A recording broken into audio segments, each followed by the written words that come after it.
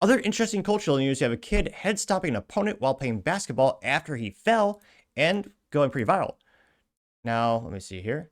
It's brought to us thanks to Gaina Fauci, who removed his pronouns. I thought his pronouns were prosecute Fauci. I actually used to respect his pronouns, but they appear to be gone. Nevertheless, Mr. Gaina Fauci says, quote, "Why does this keep happening so much?" It looks like a maybe middle school basketball. And it looks like it's at some type of school. It's an organized event. They got fancy uniforms. And without too much further ado, it's about 12 seconds.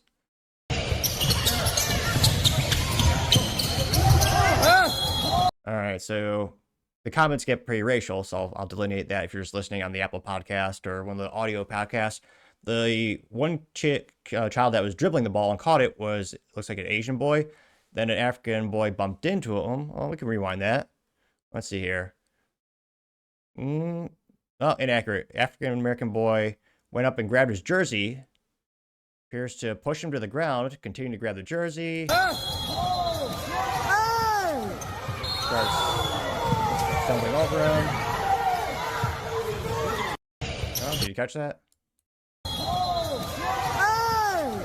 And look at that. Another opponent, slightly taller African-American boy, goes and stomps the Asian kid in the head. Jeez Louise. And I was going to say, the ref... I was going to say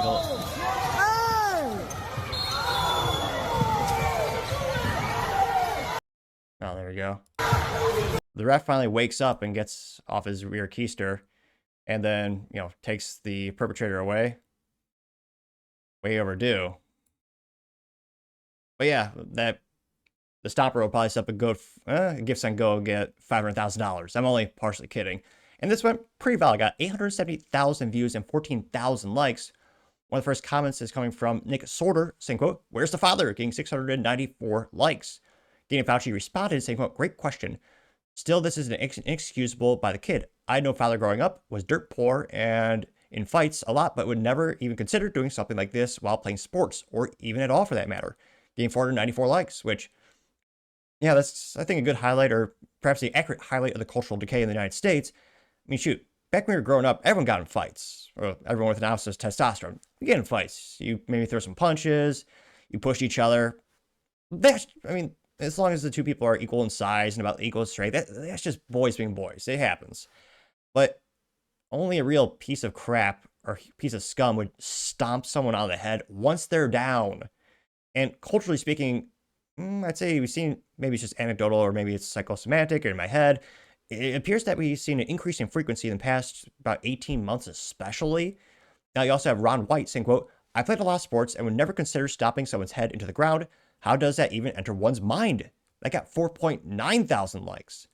Gaina Fauci said, "Same here. I played very violent sports and was about as competitive as humanly possible, and I never once thought about stopping someone's head." Getting 1.9 thousand likes, which, I mean, and no one died, so it's okay to joke about it a little bit, but like basketball, it's a kind of a physical sport. I'd say, something more physical would be like, football or rugby, but nevertheless, I mean, basketball, you usually don't see this type of violence. Well, depending on where you are, you usually don't see this type of violence. I mean, you might see some push each other and shove each other, sure, and if you're in a hole, you'll trip.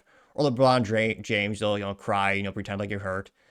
Now, you also have Becky Lynn saying, quote, "Head stomps and kicks should be an automatic attempted murder charge every time, regardless of the actual injuries received. Maybe that would stop these animals, and by animals, I'm referring to people who kick and stomp heads, not making a racial remark." They got 3,000 likes. I mean, you could do that, but again, when we see these instances, overwhelmingly in terms of the volume of when it's happening, they're youths. So they're under 18. So, I mean, they would be charged with maybe, it wouldn't be homicide, or, it wouldn't be like they wouldn't be eligible for the death penalty. People think they're going to get prosecuted really hard.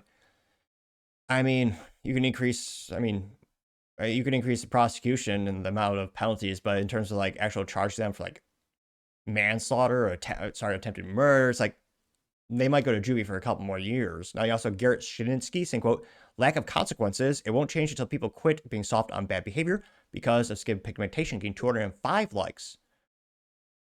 Which a lot of people are highlighting the discrepancies. I mean, seem to be seeing this more and more in the United States. between consequences given out based on someone's race.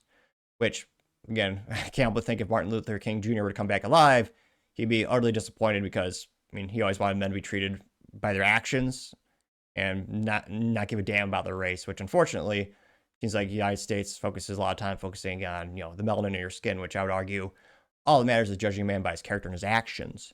You also have Cherry Show saying, quote, the opponent team said that the team today stopping had received to help. Wait, what? The opposing team said the team that did the stopping has received help to control his emotions. They say Bay Area 13-year-old stomped on head, leaving player with concussion. Defending player should be in juvenile detention, getting 951 likes, 52 likes. I mean, yeah, he should be in juvenile detention. Yeah. Again, this wasn't an accident. He stomped on a kid's head when he was down. That's just piece of shit behavior, pardon the French. Christopher Adamo said, quote, better question, who taught this generation to believe that they are justified to behave this way? Getting 436 likes. Good question. Jason Francis, Libertarian Patriot, said, quote, head kick, yikes, I'd be in jail if that happened to my kid, which is sad because I shouldn't have to go to jail to deliver some justice here. Precisely why this BS thrives in our society. Spoiled, undisciplined youth men full of testosterone with no correction.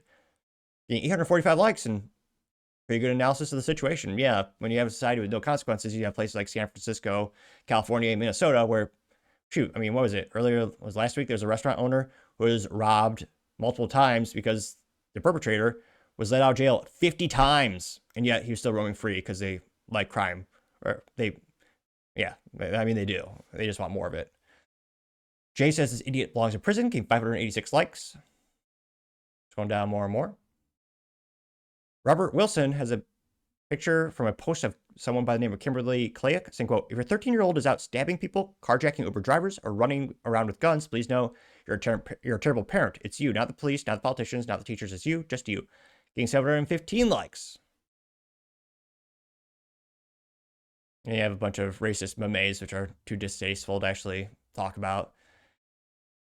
So we'll see. I mean, a lot of people are bringing up to the point, maybe this is a single mom household, which statistically speaking happens at a greatest percentage in that specific African-American community. And I was going to say pretty much every time, well, not every, yeah, I would say most studies show that kids are worse off when they're raised by a single mom. They just you need some discipline in your life. And traditionally that's most well handed out by the father. And I mean, you see this along all races in terms of every time a child is raised by a single mom, doesn't have a father figure in his life. It's just, they do not turn out as well as when a child grows up in a nuclear family, which I would also blame the government because they're the one who incentivized single motherhood with the handouts and incentive mechanisms like straight up EBT and cash.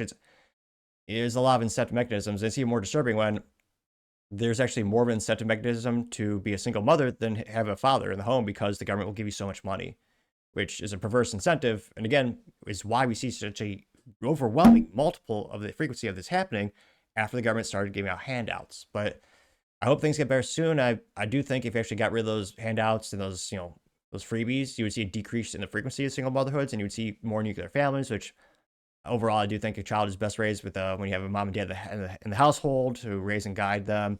But let me know your thoughts, because as always, be fascinated to hear what you have to say. Thank you, everyone, for taking the time to tune in today. Again, try to get to 5,000 subscribers by the end of the month, so you can click that button. I greatly appreciate it. Also, give me a thumbs up, thumbs down, or comment. It's a great way to give me some additional feedback, letting me know how I can make the show better and better. Lastly, don't forget to take time to tell your family, tell your friends, tell your coworkers, heck, tell your enemies, tell anyone and everyone. Just stay safe and fight the good fight.